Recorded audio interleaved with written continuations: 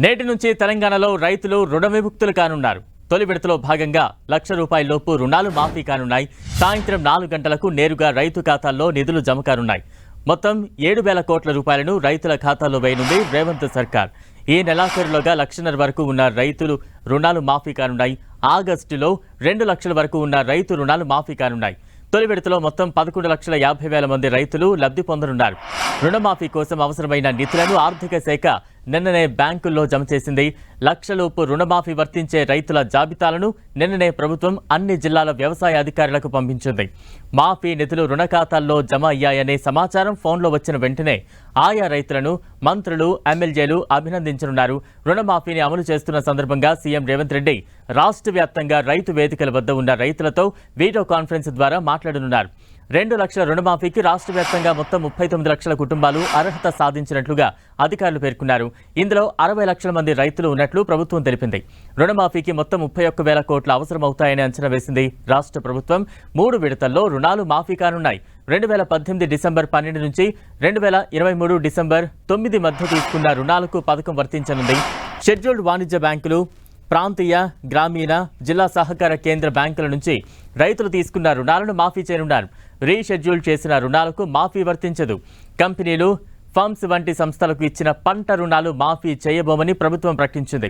PM Kisan జాబితాను రాష్ట్ర ప్రభుత్వం పరిగణలోకి తీసుకుంటుందని తెలిపారు. మొదట మహిళల పేరుపై ఉన్న రుణాలు మాఫీ చేయనుంది ప్రభుత్వం.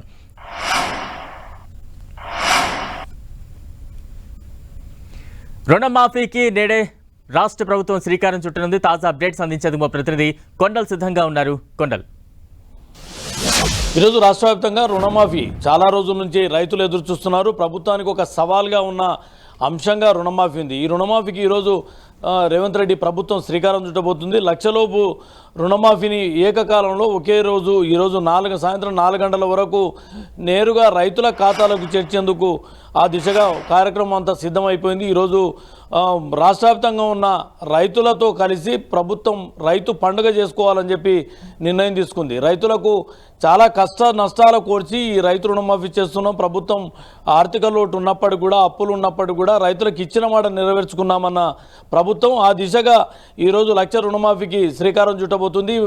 చెప్పినట్టుగానే ఎన్నికల్లో 15 ఆగస్టు లోపు 2 లక్షల రుణమాఫీ చేస్తామని కాంగ్రెస్ పార్టీ హామీ ఇచ్చింది. ఆ హామీకి అనుగుణంగానే ఇచ్చిన మాట నిలబెట్టుకుంటాం. దానిలో భాగంగానే ఈరోజు 1,00,000 రుణమాఫీని చేస్తున్నాం. కాబట్టి రాష్ట్ర వ్యాప్తంగా ఇది పూర్తిగా క్యాడర్ ప్రజల్లోకి తీసుకెళ్ళాలి, ప్రజలకు వివరించాలి, ముఖ్యంగా రైతులకు వివరించాలి.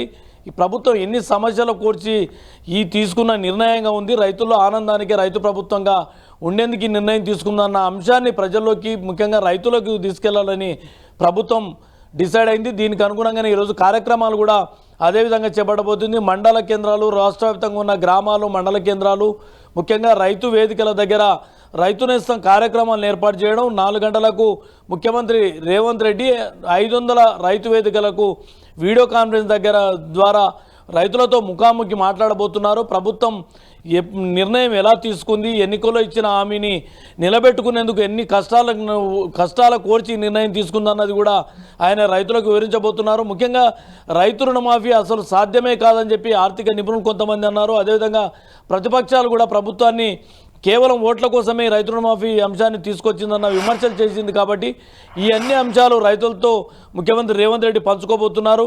తమది రైతు ప్రభుత్వంగా చెప్పేందుకు రైతు ప్రభుత్వం అనే క్రెడిట్ను పూర్తి స్థాయిలో తీసుకునే దిశగా ప్రభుత్వం అయితే ఈ కార్యక్రమాన్ని తీసుకోబోతుంది. రాష్ట్ర వ్యాప్తంగా రేపు ఎల్లుండి కూడా సంబరాలు నిర్వహించాలని చెప్పి పిలుపునిచ్చింది. ముఖ్యంగా ప్రతి క్యాడరు, ప్రతి రైతు ఇంటికి తట్టి ఈ ప్రభుత్వం రైతులకు ఏం చేస్తున్నది చెప్పాలన్నది ప్రధానంగా ఒక ఉద్దేశంగా కనిపిస్తుంది. గతంలో 5 గ్యారంటీల్లో భాగంగా చేసినప్పుడు కూడా పూర్తి స్థాయిలో ప్రచారం చేసుకోలేకపోయాం. కాబట్టి ఖచ్చితంగా ఈ రైతు రుణమాఫీ పూర్తి క్రెడిట్ను ప్రభుత్వానికి దక్కేలా ప్రభుత్వం ముందుకెళ్తుంది. Balaram, right, thank you Kondal.